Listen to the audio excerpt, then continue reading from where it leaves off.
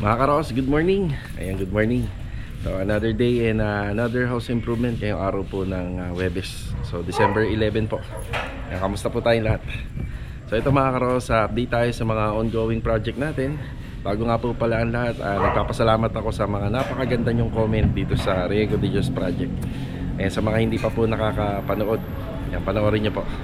Tapos mga karos, imbitado nga rin po pala tayo dyan sa darating na araw ng Sabado. Yan na magpapa-house blessing po sila client. Imbitado po yung buong tropa. At kung sino-sino pa po yung mga naging bahagi ng renovation ng bahay. So tingnan na lang natin po kung sinong makakasama. Mga karaw, samahan niyo po muli kami ngayong araw na to. Enjoy watching po. Let's go. Tara. Nandito tayo sa phase 3 mga karaw. Good morning sa mga client owner natin. Napakaganda talaga ng umaga rito.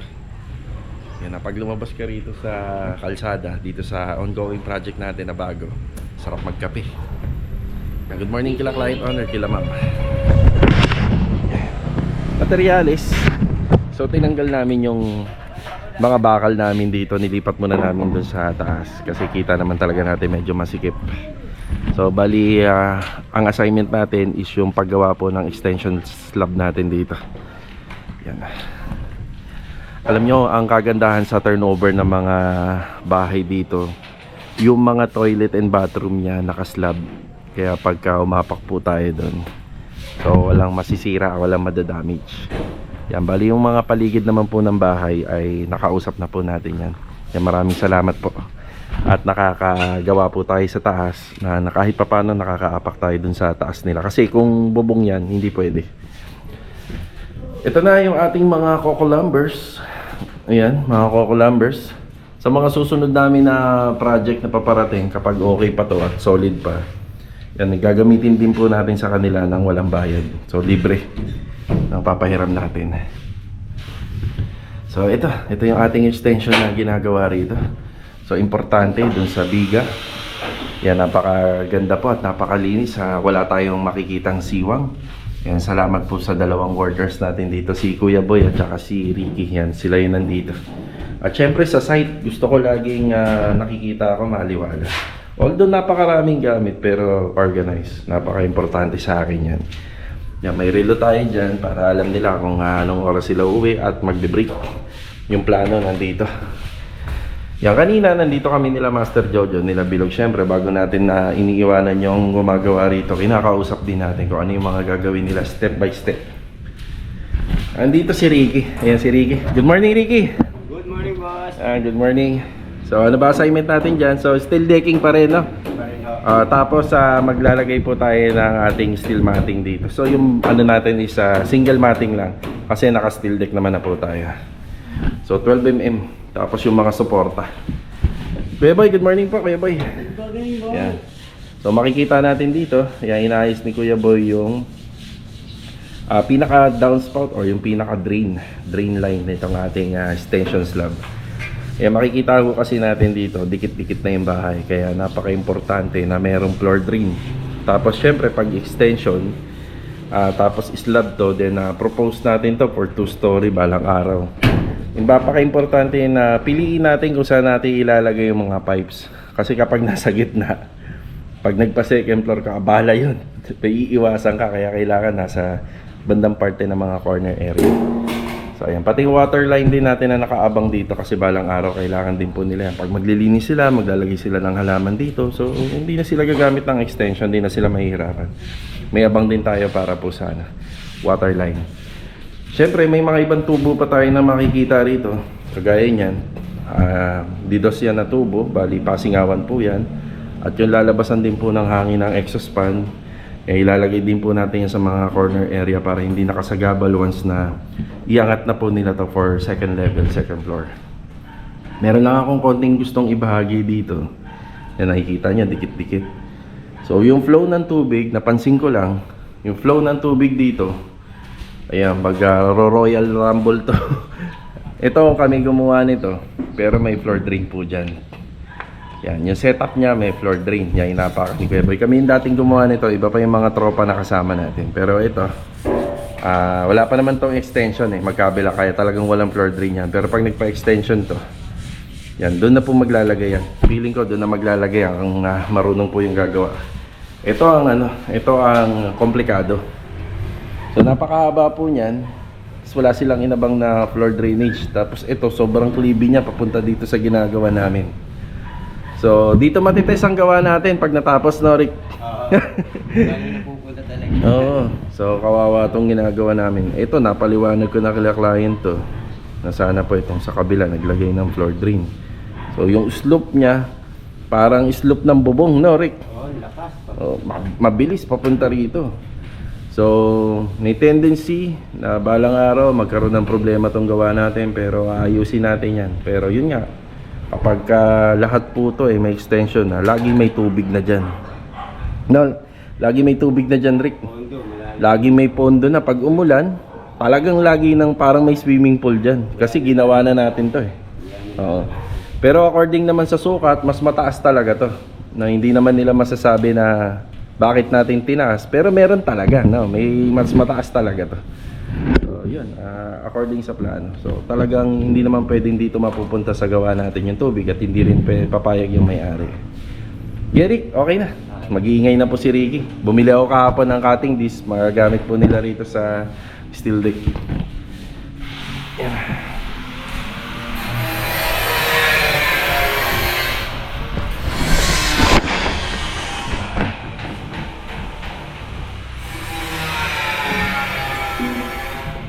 Kaya mga karoon sa renovation, kita naman natin ang mga subdivision, literal na dikit-dikit. Dikit-dikit talaga. So kailangan po talaga mag-aabang tayo ng mga floor drainage line para hindi po tayo makaabala sa ibang kapitbahay. Kaya mamaya babalik tayo rito para magbigay ng update. Tapos kapag umuulan, yan, pupunta tayo rito para makita natin yung sitwasyon. Kung ano ba yung flow ng tubig dun sa kabilang bahay, kung paano maapektuhan yung gawa natin. So wala na po tayo magagawa dyan kasi dikit-dikit nga talaga yung bahay. Nandito naman tayo sa isang project natin sa phase 3. Kaya good morning kila Sir Joshua tsaka kay Mama Iramando. Yun na, dun nga pala dito sa project kay Mama Iramando, halos okay na. Kakabit na lang po yung dun, yung mga pang electrical. Tapos yung plastering na lang, plastering.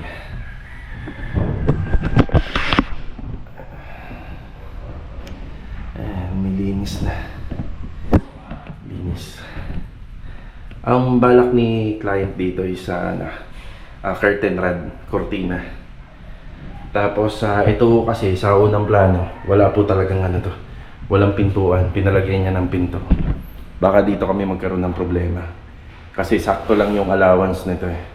So ito kasi, nandito na po to, hindi na po natin mababago kung saan siya nakalagay. Kasi ito naman, dapat mga 50 cm po ang nito. 50 cm po yung mga lapad nito. Yung pinalagyan niya, ngayon ang mangyayari is kukuha pa yan ng space dito. So ang suggest ko sa kanya rito is Korean blinds. Kasi pag Korean blinds, pag sinukatan po yan, pwede po sila mag-adjust ng sukat. So para hindi po nakadikit po yung Korean blinds or yung cortina dito sa pinto. Kasi pag binuksan po yung pinto, baka tumama. Lalo-lalo na yung curtain rod. Or kaya, dito natin lagay yung bisagra. Pag binuksan, hindi na mabubuksan niya lang ng 100%. Siguro yung angle niya, mga naka 45 degree cut. Siguro yung angle niya, naka 45 angle na lang pag binuksan. Yan, nagustuhan din ni Sir Joshua itong natural varnish natin, maple cabinet. So hindi naman po ito yung turnover ko sa client. Bali nagkaroon lang po siya ng 4 na layer. Dapat mga lang po yan eh. Open shelves tapos hanger rod. Pero mas prepared niya na rito is na lang po daw. Yan shelves na lang. Tapos ito may mga hanger rod to. Tapos drawer.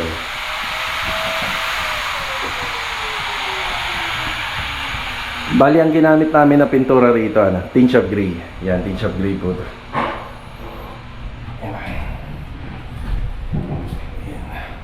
Wow, linis.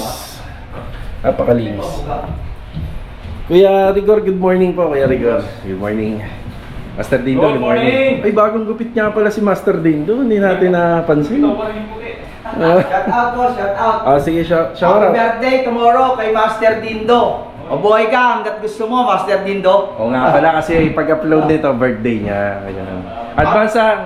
Advance Master Dindo, advance. Salamat. Happy 50 birthday. Ano? Ano ba talaga? 54, 53? 53 boss. 53. Batang-bata. Batang bata, di ba? Yan sila Master Dindo. Sa construction naman kahit kahit may edad na no? Oo, hanggat kaya. Iwasan na lang mga bisyo, no, kuya? Iwas bisyo. Kaya magga-grinder ka na, okay na. Sige. Mag-iingay na po sila rito. Kaya tayo rito Patching compound. Meron boss, dami. Patching compound. Acrylic.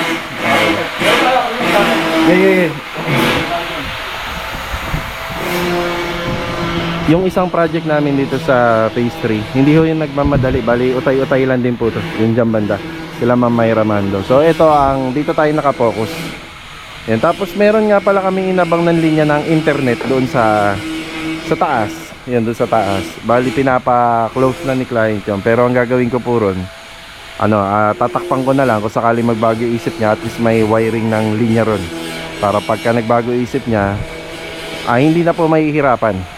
So isa lang po kasi ang internet connection nito, baka magpa-wire mesh siya or mag-router, at least may linya. Yan, napakaganda ng weather natin ngayon, kasing ganda ni Mrs. Kami lang maingay rito.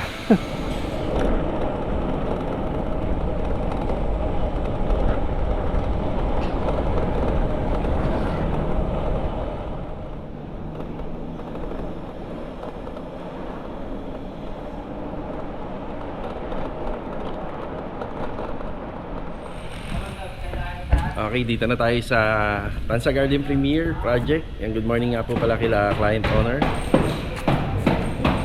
Hindi na tayo nakapunta rito kahapon kasi inubos natin yung oras dun sa Anyana Bel Air East Project at saka dito sa shop nila Master Batang.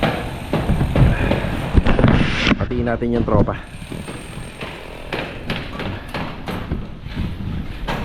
Nakapagpahakot na nga pala tayo ng panambak dito, kaya medyo lumuwag-luwag. Pero itong lupa na to, tsaka yun doon, pwede na nating ilipat dito. Dahil dito, medyo naka-elevate yung floor area. So kailangan natin magtambak dito. Ayan may bubong na. Ayan Poy, good morning Poy. Good morning. Ayan may gutter na. Okay, Sandy, good morning po. Good morning. Marvin, morning. Good morning. Richard, morning kay Richard. Ayan, gawa si Kuya Richard ng moldura natin dito sa bintana para kahit papano hindi siya masyadong plain. Ayan, may forma. Tapos ito yung CHB laying natin, ganyan po kataas yan. Tsaka dito. So yan na po yung pinaka final na height level dito banda. Pagdating dito, yan naka fence grills tayo, paikot. Tapos dito may rin po tayo. Yan, may cladding. Yan ang sakop po ng perimeter natin hanggang dito. Yan, kahapon hindi ako nakapunta nga dito. Yan na po yung mga inasikaso dito. Ayun yung gutter. So yung gutter natin na yan, lahat po ng tubig dito po papunta lahat sa dulo. Pero yung unang plano ho sana nandun sa dulo, sa dulo po. Dito na po napunta sa may corner. Yan, pinapili natin sila client kasi nagkaroon po dito ng problema yan sa design. So may pader po dyan na hindi po natin kasi pwedeng tanggalin yan kapag yung klibe or stroke ng tubig. Kapag yung klibe po ng tubig ay manggagaling dito yung taas hanggang papunta po doon sa dulo, may ipunan po yun doon banda, lagi magkakatulo. So ito yung pinaka mas magandang parahan. Tapos yung forma ng bahay nandun pa rin, maganda pa rin. So sa flashing natin dito, sa pinaka end flashing dito sa harapan, ang gagamitin po natin dyan is yung Banawi type din. Para ano lang po sila, isang design lang kung titingnan dito sa labas.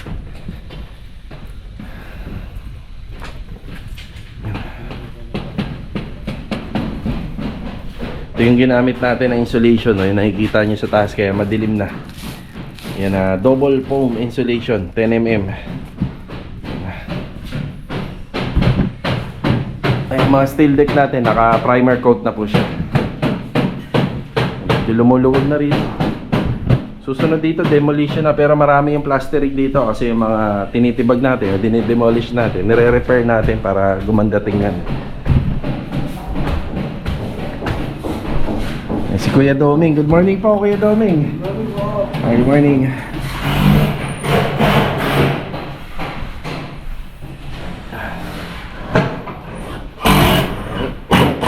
Ayan na po. Ang sikreto lang nito kung bakit maganda yung pagkakalatag ng mga insulation. Meron po kaming alambre na inaabang po dyan. So yung alambre natin, yung makapal na at matigas para matibay. Ayan. Naka-insulation tayo. Tapos kung matatanong nyo bakit hindi nilalagyan ng nilalagyan ng piping board. Mataas na po kasi to, tsaka mabigat na po. Yan, okay na po yung foam insulation na 10 mm. Yan, ayos na po yan. Ayan o. Yung pasya sa nepa. Pasya sa nepa natin na hardy sa nepa na 9 mm or yung 1/2. Tapos yung gutter natin. Stainless gutter, smoke 0.5. Ayan o.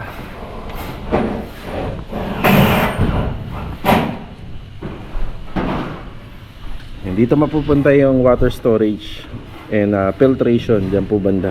Yung napag-usapan namin ni client. Tapos dito naman banda is yung 60 by 180 cm na auxiliary kitchen natin o yung outdoor kitchen. Yan, bali sa umpisa pa lang po muna, ganito pa lang po muna yung may papakita natin kay client, yung pinaka-forma ng bahay. Tapos magkakaroon po sila ng mga additional na ipagagawa rito, kagaya ng bubong.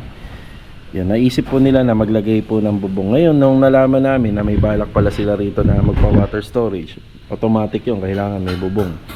Ang suggest po sana namin, kung hanggang saan po sana yung sakop ng ano po namin dito, nung corner area, yung po sana ang may bubong. Yun nga lang, sa design ng bahay, kapag masyadong mahaba nga po yung bubong, medyo nakaka-apekto po sa disenyo ng bahay. Yan, yan plastering, maraming inaayos dito. Pati rito banda, yan, inaayos na rin yung plastering. Yung mga susunod namin na trabaho na gagawin dito, itong mga lupa nga na yan, kailangan malagyan po natin ng tambak doon. Tapos makapag-flooring tayo, may setup natin yung mga poste sa fence.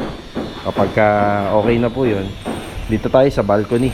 Yan yung cantilever slab natin.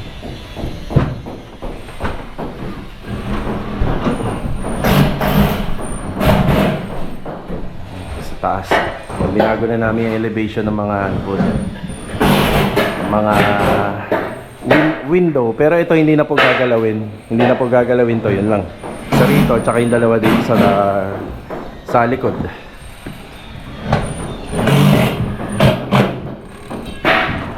Meron na rin to. Good morning. Yan, nagbubong na kami. Bubong. Ano lang. Dapper. Kaso hindi pa nakapix. Wow. Ito yung bubong dati.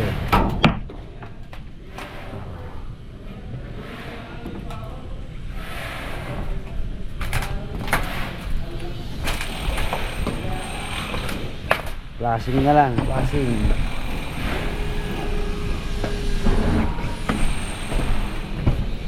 Ano masasabi mo? Ayos na ayos to. Bali si Master Jojo nga pala, dito rin yun nakapwesto. Good morning nga pala kay Rusty at saka kay Bilog nandun sa taas. Sila yung nag-aasikaso ng roofing installation natin. So ito yung update ngayon dito sa Tansa Garden Premier Project. Nalagyan na po natin ang bubong yung extension na ginawa natin. Napakarami ng trabahong papasok dyan. So dito nga po pala sa bulada, kung ano po yung bulada rito sa eaves, sa turnover po sa kanila, halos ganun din po yung ilalagay natin. Pero ang pinakamaganda po sana rito is spandrel. Spandrel po sana yan. Yun ang mga nauuso ngayon. Yun nga pala, ay banggitin na rin po natin yung downside, no? Si spandrel po kasi gawa yan sa metal. Kapag pinasok ng tubig yung bulada o yung eaves, may tendency po siyang kakalawangin. Kaya po yung mga nilalagay dyan sa IPS yung hard deflex. Kasi alam naman natin na pang matagalan. Bali ang disadvantage, yan sa preparasyon, sa pintura, yon sa maintenance. Yan po yun. Yung mga ganyan. Pero kung spandrel yan, so pagkalatag pa lang or pagka-install pa lang, hindi mo na siya pipinturahan. Assist na po yun.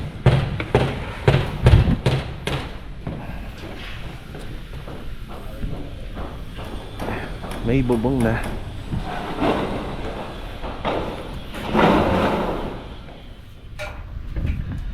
Bali ito mga karos, after break time, hindi yata magandang nababati yung weather. Sabi ko kasing ganda ni Mrs. yung weather, pero kanina sobrang lakas ng ulan. Bali ito, shoutout muna kay Sir Leonardo Jaime or sa Leonardo family ng Mabuhay Subdivision Phase 3 Cluster. Yan, God bless sa inyo dyan and salamat sa inyong suporta. Tapos shoutout din kay Sir Mighty Roland. Tumataba daw tayo sa video. Actually talaga pagka September talagang ito kalakasan pag bare months. Simula ng September kalakasan kumain. Ayun po. Ano yung pangalan ng bubong na gamit ko sa labas? Si Ernie Cruz. So lagi ko po sinasabi, yung mga bubong na yan ay gawa po sa yero. So long span. Pero yung nakikita nyo puti na yan, isa Piscine board. Yun. Wala naman kay Noob Bias. Ayan, bali non-skid po yung ginamit namin sa Riego de Dios project, yung 40x40 na tiles. Yan, parang ganito po siya. Yan, ayan, parang ganyan. Kulay gray nga lang po yun. Ayan, may pagka dark gray.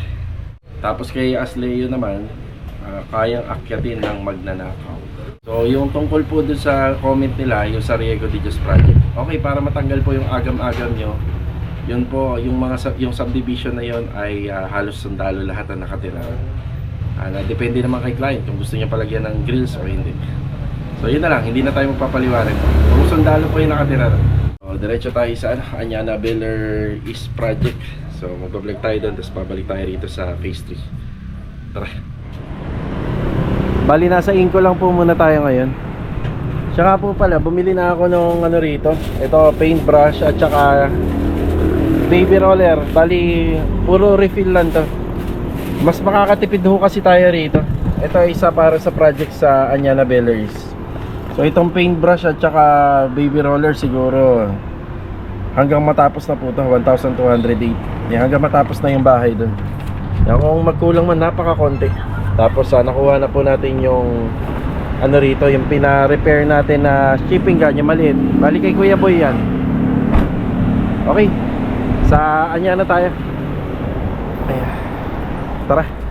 Okay mga karos, nandito na tayo sa Anyana Beller East. Magandang araw sa ating client owner.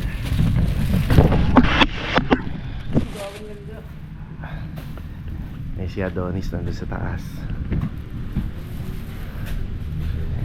Yan, itong pintuan po na to, yan po yung galing po dun sa taas. Kuya Philip! Kuya Philip, good afternoon Kuya Philip. Ano po bang ginagawa natin dyan? Ayun, pati, final. Kuya, ito, may dala-dala ako. Halika. Na-primer na. Kaya pala napakakinis na rin. Ano? Primer pa lang to. Kuya, ito yung nire-request mo. 2 box to ng paintbrush Didos. Yan, tapos apat na ano po yan ha. Ang isang ano nito 2, 4, 6, 8, 10, 12. Kaya dating gawi yung hindi magastos ha. Ayokong magastos tayo, kailangan matipid na natin yan. Kasi ito, ilan ba laman ito? Buksan mo nga kuya para mapakita natin yung laman. Sige, ito na. Alam niyo mga karos, yung ganito nasa 35 to. Tapos ang isa nun isang peraso yun. Tapos itong paintbrush, kung Didos nasa 40 to 50. Kaya malaking katipiran na rin. Ilang peraso? 12 rin. Salamat kuya, ikaw na bahala ho dyan. Thank you. Sige. Tapos dito ka naman sa loob. Okay. Basta ito muna tayo. Okay. Basta pa i-primer na ha. Okay. Tapos gapangin mo na to. Punta tayo rito. Yung labas na lang kapag maganda yung weather. Umulan na naman eh. Ang gamit nga pala naming pintura rito ay sa Acrytex primer. Yun yung ano namin. Gamit naming pang-primer dito sa project. Louie, good afternoon, Louie. Tsaka kay Adonis, good afternoon.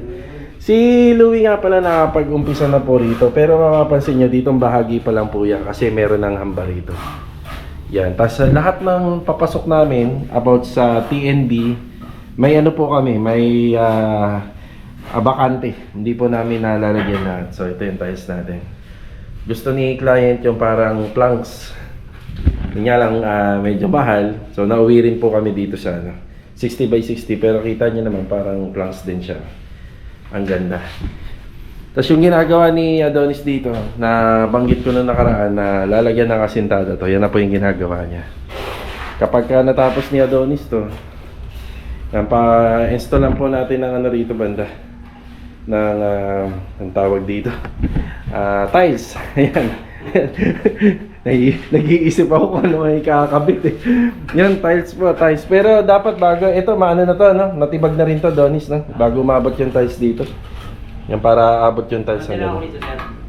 Sige, pantay ka na dyan. Yan, nag-uumpisa na si Louie. Tapos, Don, meron na ba tayo para dito? May naka-prepare ka? Ayan na yun. Pero tama lang yung putol mo rito. Yan ang gitna. Ay, okay, ginitna na pala. Sabi ni Jojo, 2x2 lang nalagay natin sa gitna. Sige, para hindi gagana na. Hindi papaypay. Okay, yan ang tinatrabaho po natin. 2x2 tayo eh. Pag natin pa tayo. Tama. Diyan sa ano. Kasi papalitan din natin to lahat eh. So ito, lalahatin po namin to. Mapapansin nyo, ilan po sa pinaka mga magagaling natin na tropa nandito. Yan, si Louie at saka si Adonis. Silang dalawa yung gumagawa rito. Yan. Yan sila yung gumagawa rito. Tapos meron po tayong isang pintor lang. Yan na, taga-primer. Bali, pina-priority po natin tong likod para sila Master Batang ay magtutuloy-tuloy din.